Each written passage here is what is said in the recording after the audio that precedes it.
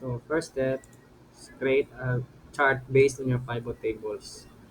So example sa monthly sales data sa monthly sales.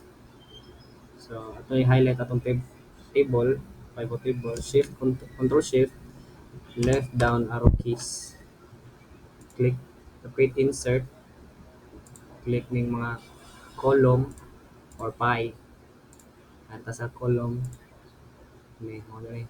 Ito i-click, control C, copy, ato ito itapad diri sa among output diri sa O8, control V. Next is yung double check yung mga labels. Dire kay total na tayo sa monthly sales.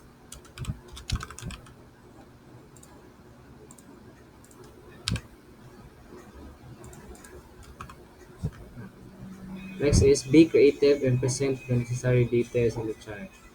So as you can see nga na may mga necessary nga details since ang atong topic ay dire ra gikan sa monthly sales. Sunod is be creative na. Dire ka mamili og mga designs dire. Kung sa ganahan mo. Kung ganahan kay kani. Itong, yeah. Itong ang background niya, ilisa na to og mga color. Explore lang jud ka sa inyong mga design. Kita ang tanan dire sa ribbon under design.